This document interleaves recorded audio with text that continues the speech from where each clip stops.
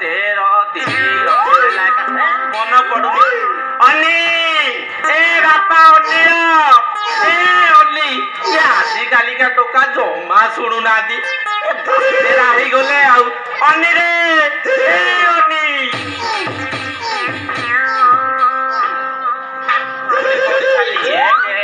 ଦୁଇ ଦୁଇ ଦୁଇ ଅନି ଆସିଲୁ ବାପା ଆସିଲୁ ଆସିଲୁ ହଉ ବାପା କଣ କହ ବାପା କଣ କହୁନୁ ତମେ ଏଠି ଟଙ୍କା ହିସାବ ଆରମ୍ଭ କରିଦେଲ ମୁଁ ତ ତମକୁ କେତେ ଖୋଜିଲେଣି ମୋର ପୁରା ଟ୍ରେନ ଟାଇମ ହେଇଗଲାଣି ତମେ ଭୁଲିଗଲ ନା କଣ ଆରେ ବାପା ସବୁ ମନେ ରଖିଛି ଆରେ ବାପା ଶୁଣ ଆରେ ବାପା ଏ ଅର୍ଥ ହିଁ ଅନର୍ଥର ମୂଳ ତୁ ତ ଜାଣିଛୁ ସବୁରି ମୂଳରେ ଅର୍ଥ ଏଇ ଦେଖୁନୁ ଏ 5-7ଟା ଲୋକ ଏ ଟଙ୍କା ନେଇଛନ୍ତି ଯେ ମୂଳ ତ ଛାଡ ସୁଧ କୁଟା କଉଡି ବି ଦଉନାହାନ୍ତି ତୁ ସେଇଥିରେ ଖାଲି ଓହୋ ବାପା ତମର ତ ଖାଲି ସବୁବେଳେ ଟଙ୍କା ଟଙ୍କା ଆଉ ଟଙ୍କା ତମକୁ ମୁଁ କେତେ ଥର କହିଲି ସେ ସୁଧ ଟଙ୍କା ହିସାବ ଛାଡି ଟିକେ ଘରେ ବିଶ୍ରାମ ନିଅ ନାଇଁ ତମେ ତ ମୋ କଥା ଶୁଣିବନି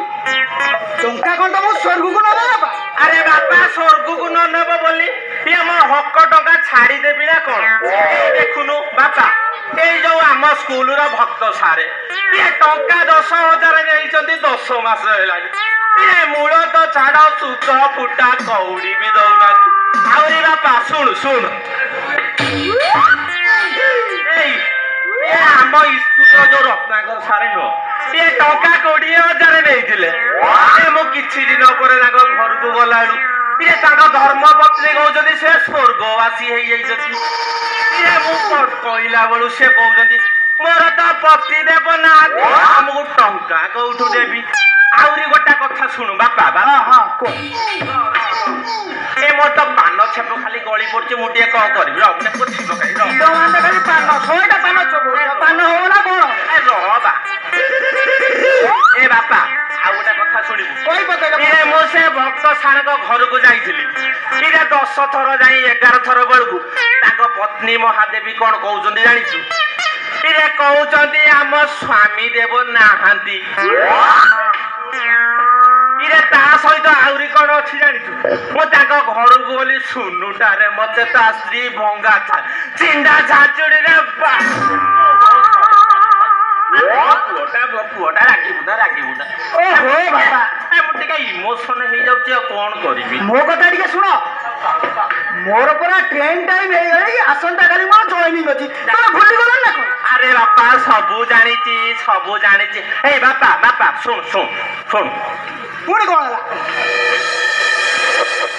ତୁ ଟିକେ ଧଇଲୁ ଟିକେ କଲମରେ ଟିକେ ଖୋପି ଲଗେଇଦେଲୁ କିଛି ତ ହବ ନା ତମର ଲଗାବା ତୁ ମୋ ପୁଅଟା ଆଉ ଭାଇ ଶୁଣ ବାପା କହିଲ ଏ ପର୍ସ ଦେଖୁଛୁ ଏ ପର୍ସ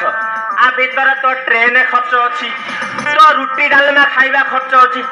ଆଉ ଯଦି ଟିକେ ମୋବାଇଲ ଫୋଇଲେ ଚାଟିଂ କରିବୁ ସେ ପଇସା ବି ଅଛି ଆହୁରି କଣ କହିବି ଶୁଣିବୁ ଶୁଣୁ ଆଉ କହୁନା କଣ ଅଛି ଯାହା କହିବା କଥା କହିବି ଆରେ ବାପା ମୁଁ ଯେମିତି ସୁଧ ମୂଳ କଡା ଗଣ୍ଡା ହିସାବ କରୁଛି ତୁ ସେମିତି ସବୁ ସୁଧ ମୂଳ କଡା ଗଣ୍ଡା ହିସାବ କରିକି ଏଇ ଆଜିକାଲି କଣ ସବୁ ପଠଉଛନ୍ତି କଣ ସେଇଟା କଣ ଟିକେ ରହିଯାଉ ତମକୁ ଜଣା ନାହିଁ ପୁରୁଣା କାଳିଆ ଲୋକ ହ୍ୱାଟ୍ସଆପରେ ମତେ ଟିକେ SMS କରିଦବୁ ହେଲା ବାପା ଶୁଣୁ ପୁଣି କଣ ତୁ ଜାଣିଛୁ ମୁଁ ଏମିତି ସୁଧ ମୂଳ ଲଗେଇ ଏ ଭଙ୍ଗା କୁଡିଆରୁ ଟିକେ 2 ତାଲା କୋଠା କରିଛି ଏ ଛିଣ୍ଡା ଗାମୁଛାରୁ ଏ ଧୋତି ଏଇ ଦେଖୁନୁ ଜଗନ୍ନାଥ କ୍ରିଏସନ ଯାଇ এইটা মতে সে ফ্রিরে দেই দেইছি হেলা আর বাপা শুন শুন তু বি সেমতি কোড়া গন্ডা হিসাব করিবু হেলা হেলা বাপা হেলা সবু গুড়াক পরদন পর টঙ্কা হড়ব নিজ টঙ্কা কি তমকু বাঁধিব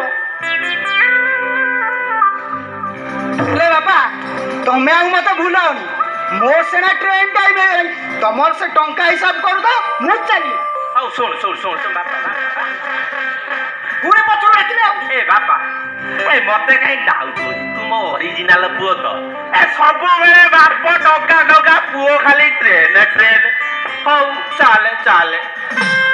ଓହୋ ଜୀବନ ଆଉ ହିସାବ ଅଛି ଆଉ ହିସାବ ଅଛି। ଚାଲ ଚାଲ ଚାଲ ଚାଲ ହିସାବ କର। ଏ 3 3 2 5 5 8 5 13 13 ଏ 3 ହେଲା 1 ଆଇଲ କୋଉଠି ଆଇଲ? ଆଉ ଚାଲ ଚାଲ ଚାଲ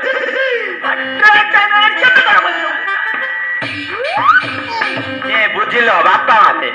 ଇଏ ମୋ ପୁଅଟା ଟିକେ କନକନିଆ ଅଛି ଟିକେ କନ ଦୋଷ ସେ ଖାଲି ଟିକେ ଛନ ଛନ ହଉଛି ଆଉ ହଉ ଚଳେଇ ଦବା।